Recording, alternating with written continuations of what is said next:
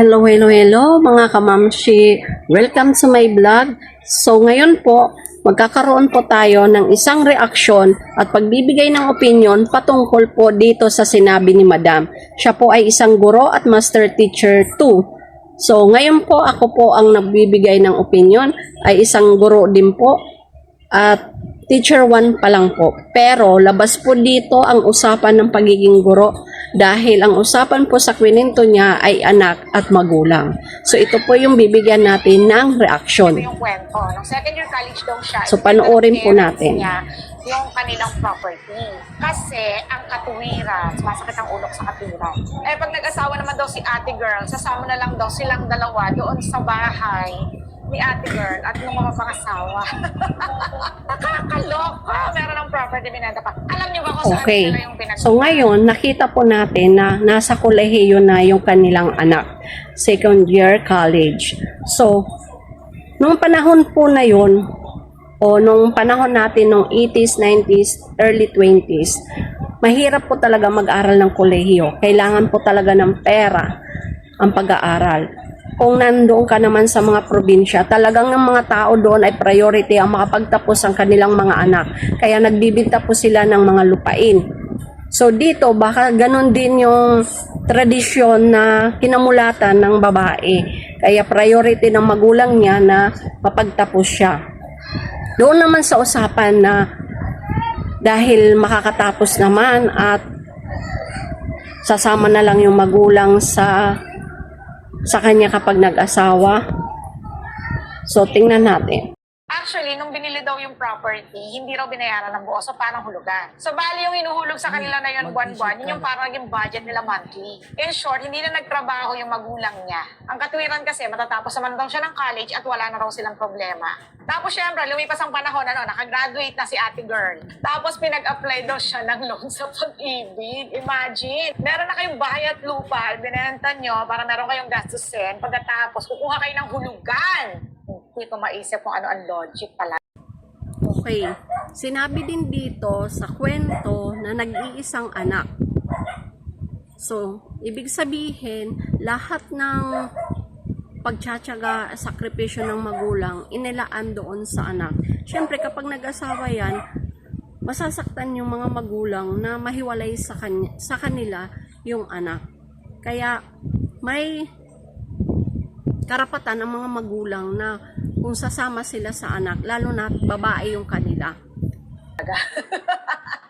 Hindi nyo ba alam na kapag bumili kayo ng bahay at lupa sa hinaharap, mas mahal? So in short, mula ng araw na yon, kinargo niya na yung mga magulang niya. No? As in, hindi na nagtrabaho. Like mga 50 years old pa lang yata yung parents niya. Nag-resign na sa trabaho, as in never nang tumulong. Tapos maglipas ang panahon, nag-asawa.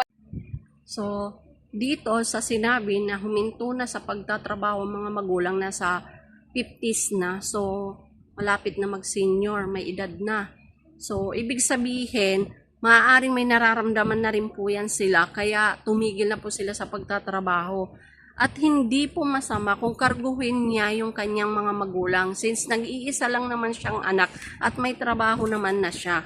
Na rin si ate girl. At syempre, not typical sa mag-asawa, gustong bumukod. Kahit kumuha na ng bahay at lupa si ate girl, gusto ng asawa, bumukod sila. At eto ang nakakaloka doon. Gustong sumama ng parents niya doon sa bahay nilang mag-asawa. Syempre, ayaw niyang pumayag, pumalag siya sa parents niya. So, ang nangyari, after niyang pumalag, nagtampo daw. Ang katwiran kasi, matatanda na raw naman sila, hindi na sila tatagal sa mundo at konti lang naman daw ang kakainin nila. Pero ang sabi ni ate girl, hindi na magaganap yon, na konti lang ang magiging expenses kasi nga, medyo maluho daw sa pagkain. At the same time, lahat ng maintenance talaga sa kanya ipinasasagot. Alam niyo ba kung magkano ang sustento ni ate girl sa pamilya niya? Okay. So, dito po, na medyo nalungkot po ako dito sa reaction.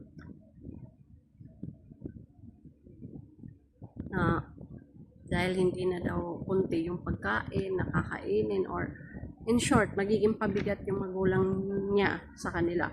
Tandaan po natin, ang asawa po natin hindi natin kadugo. Pero ang magulang po natin, kadugo po natin. Kahit pabaliktad-baliktarin ang mundo, magulang po natin yan. Pero ang asawa, kapag tunay tayong minamahal, kung sino man yung mahal natin, tatanggapin nila. Doon mo nga malalaman kung talagang mahal ka ng asawa mong lalaki. Dahil papayag sila na hindi mawalay yung magulang mo sa inyo. Sa nanay at tatay niya lang ha, kasi only child siya. So, 15,000 per month. Yun ang binibigyan niya sa parents niya at kulang pa daw yun. Ngayon, nag-abroad yung husband niya at ang sabi ni husband, tumigil na siya sa pagtatrabaho para makabuo sila. Kasi nga, medyo maselan siyang magbuntis. Like, nahihirapan silang makabuo dahil nga sobrang pagod ni ate girl. Alam niyo ba kung anong sabi ng parent? Dito na naman ako nagalit. Ano nakakainin namin kung wala kang trabaho? Grabe! So, in-explain naman niya dun sa nanay niyan, ang priority talaga nilang mag-asawa, makabuo muna ng baby. Pero ang sabi ng parents niya, sumunod ka sa asawa mo, magtrabaho ka sa abroad. Tapos magpadala na lang daw siya ng pera. Siyempre, ano mararamdaman ni ate girl? Natural, nasaktan siya kasi mas iniisipan ng parents niya yung magiging budget nila monthly kaysa sa kapakanan niya. Ngayon, buti, mabait yung husband ni ate girl. Like, para hindi na mahirapan si ate girl. Parang gusto na lang ni husband, maglaan ng parents fund, ganun. Tapos bayaran na yung bahay lupa para wala ng problema. Pero siyempre, hindi pumayag si ate girl kasi hindi rin naman mayaman si husband at meron silang mga binabayaran pang anik-anik. So, in short, hindi naman talaga sila sobrang yaman. Sabi ni ate girl, mahirap daw kausapin kasi talaga yung parents niya kasi kapag kinakausap niya ng gano'n, lagi siya yung nagmumukhang masama. Kapag pinapaliwanag nila yung side nilang mag-asawa, nagagalit. Kaya si ate girl, parang nakakaramdam na rin siya ng galit sa parents niya kasi parang feeling niya, wala na lang inisip yung parents niya, kundi yung kapakanan lang nilang dalawa. So, hindi siya talaga iniisip. May naghihingi siya ng advice.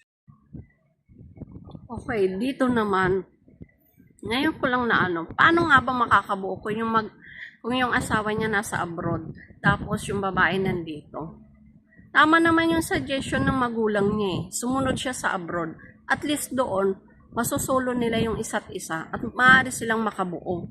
So, binigyan siya ng chance na mag-solo or maging pamilya ang priority. Although, magpapadala siya doon sa magulang niya. Oo, natural lang yun. Ngayon napaisip ako, kung only child siya, totoo kayang anak siya ng parents niya? Entregera, yung magulang ba na makakagawa ng ganito sa anak niya? Kasi sobra, grabe. As in, akala ko sa K-drama lang ako nakakakita ng ganito. O sige, payuhan natin si ate girl. Alam mo, ate girl, hindi mo obligasyon ang parents mo. Kung tatanungin mo, hindi mo sila obligasyon. Dahil ang magulang ang may obligasyon sa anak. Okay, dito sa sinabi niyang hindi obligasyon ni ate girl yung kanyang magulang, kundi magulang ang may obligasyon sa anak. Hanggang pagtanda po ba ng mga magulang natin o obligahin natin na buhayin tayo kung kaya naman na natin ang sarili natin at makakatulong na tayo sa mga magulang natin?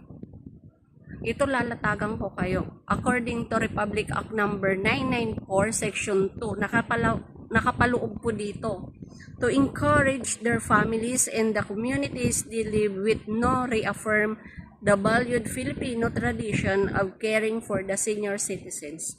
So, responsibilidad, obligasyon at natural sa ating mga anak na mag-alaga at suportahan ang pangangailangan ng ating mga magulang. Hindi po sasabihin na obligahin. Obligado po talaga tayong mga anak. At nakapaloob po yan sa 10 Commandments. Bilang 5, igalang mo ang iyong ama at ang iyong ina. So bakit ka magkakaroon ng galit sa magulang mo kung nag-suggest lang naman na maganda sa'yo?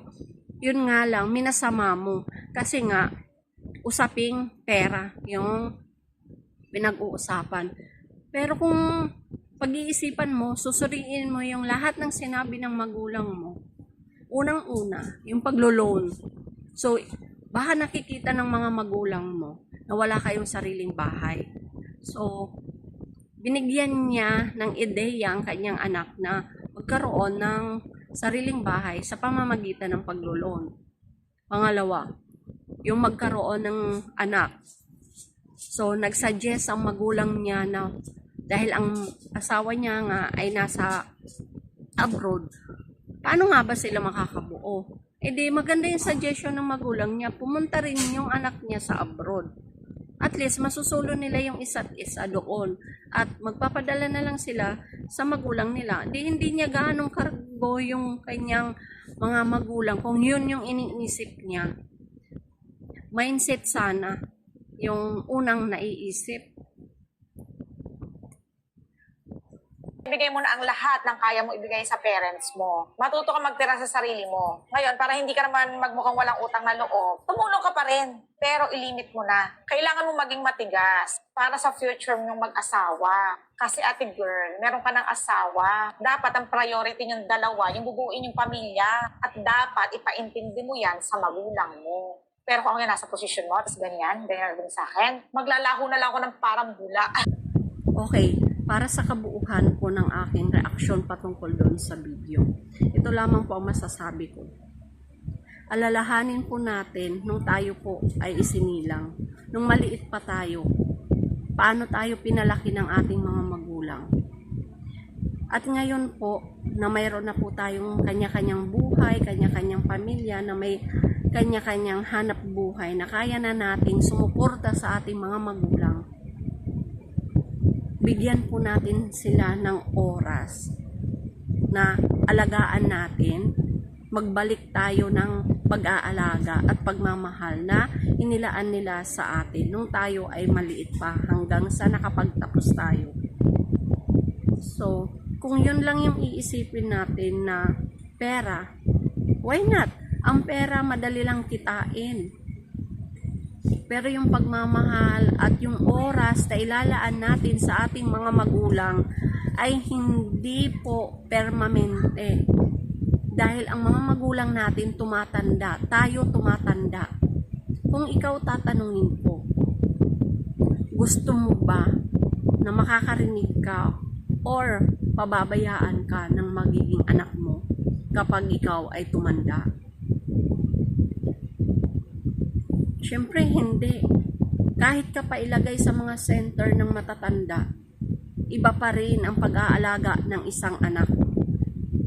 Dahil nandoon yung pagmamahal, pagmamalasakit, at tunay na pag-aalaga na may puso. Yun po lagi ang tatandaan natin. So yun lamang po.